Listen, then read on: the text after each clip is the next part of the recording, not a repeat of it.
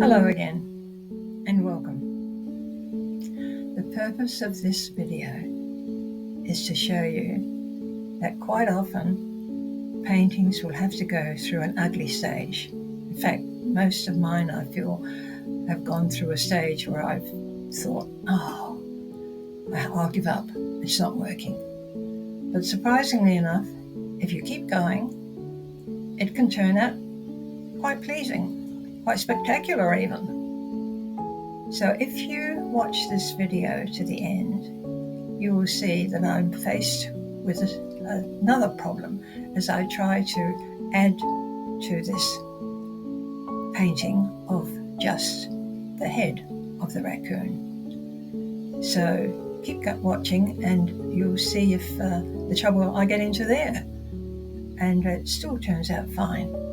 So never give up, keep going.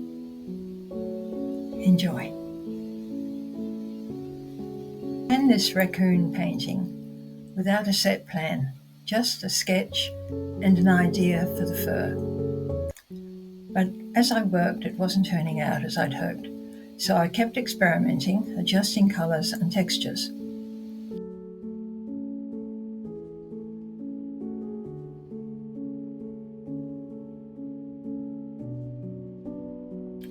To bring life to the painting, I focused on the eyes and nose, which helped ground the piece.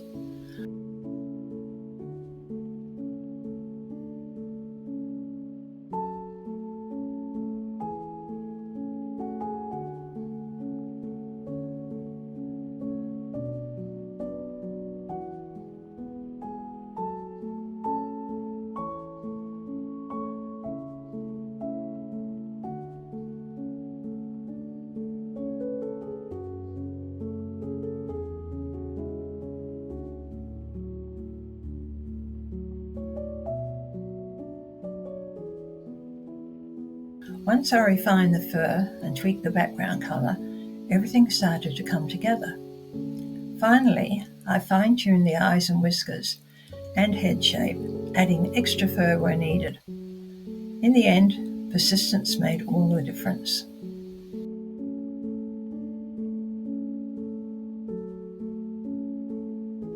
At this point, while happy with the raccoon's head, I didn't like it floating in space, so I decided to add a body. The reference photo didn't show a body, so I winged it. I used the noise filter I have featured in a previous video. Living in Australia, I hadn't seen a raccoon, so I googled images and saw the bodies were not black but shades of grey, some lighter than others. So using a custom oil brush, which I made for painting hair, I did 2 layers of different shades of grey. Well, what do you think?